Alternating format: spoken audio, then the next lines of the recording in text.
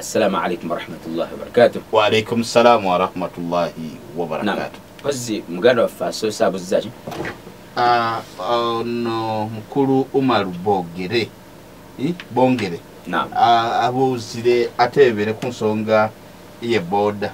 Nti sese nduwo boda. Nsasula ntiena. Nsasula zakatul mali nase. Naam. Ye owa boda.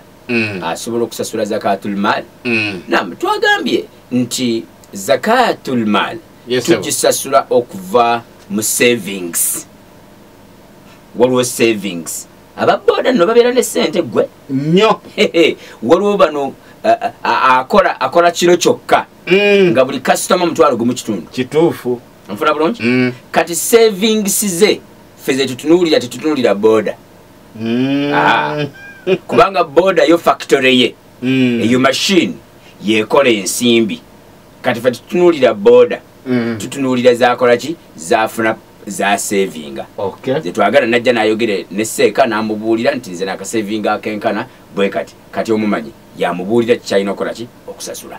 Okay. Naam, mulala mukyala Nakimuli Khadija abuziza nti naye nga talina ku kantu naye azasasula zakatul fitri ndoza badali falinga. Naam, kati wabanga ali ku zakatul fitri oba ali ku zakatul mal awo alina kubeera kumpi nnyo n'omuntu alina charge ne zakatul fitri oba zakatul mal amugaidinga okusinziira ku mbeera ze.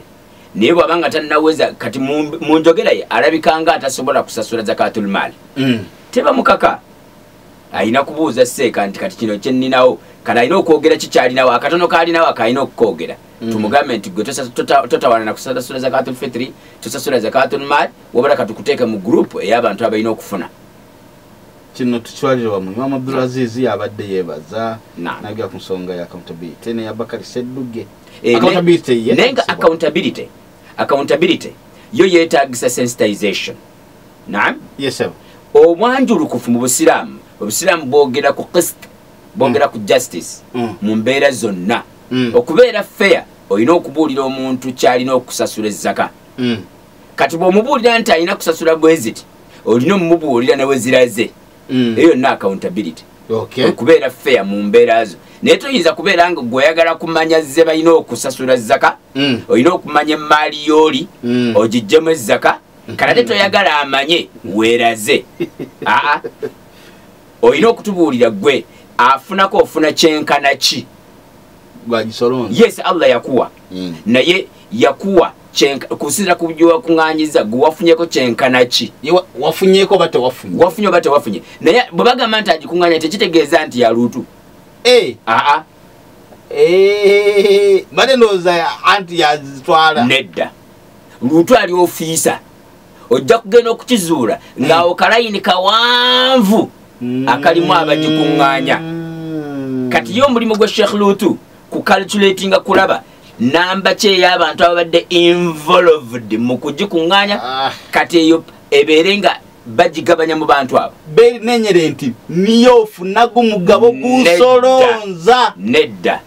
Kalya yenyene dda. Yo Sheikh Luutu yakimanyi nti kalayini akawanvu kuliko ne imamu wa eri kyova olaba tumwagala era ajja kujja wano atuwe ekisookera ddala ajja kujja asooka atuwe history ebbanga lyamaze mu office kikyakoze butya bwabadde akola accountability then kati atunnyonyere nga bwali okuddako omwaka guno 2046 agenda kikuba atya akifa bakutule. Ate abantu balowooza bubi otusaba accountability mbo gwe oba toyagala muntu oyo. Naye accountability tekitegeeza ssente zokka.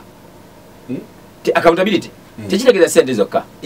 N'okujja buzina atunnyonnyola wano nti bannaye ffe tukusasula zaka ffe tukuŋŋaanya zaka eyo bagiyita accountability eya office gye twamuwa. Sebo twagala kumanya ssente. Anti kati mujja kubula si kyekyo kyokka. Naam. Huzaifa alima kasooli buli lukungula season. Kuŋŋaanyayo ensawo nga 10. Twamugamba nti Allah agamba ezzaka tugisasula inda hasadihi eva mu birime. Bagiwaayo nga bakakola ki nga bakakungula. Nfuna bulungi? Yes sir. Bwakuŋŋaanya bw'addamu ensawo kati gwe obadde oli mu kubala bubi. Obadde oligamba mbu buli nsawo erimu kilo 10. Nedda ssebo.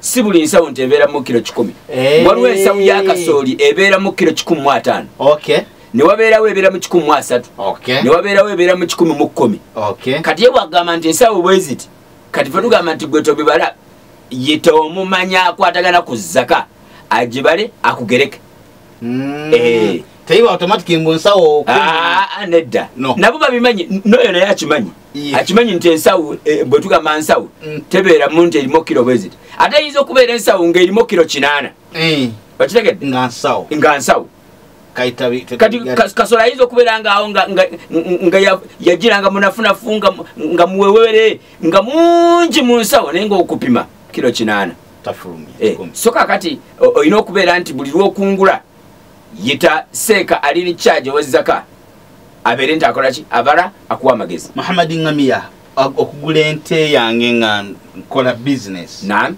ngula leero mwaka gumu nenjitunda it is my business kakati mu business oyo ye tetutunuulira nte tutunuulira kyajja mu nte ezo ng'akisevinga tetugamba nti nte kubanga kati ente already eyo eriemu ate ffe bw'obeera ng'ojja zakatul maali mu nte twagala ng'olina ente 30 kati tunaabala myaka 30 tulyoke tumuggyako zaka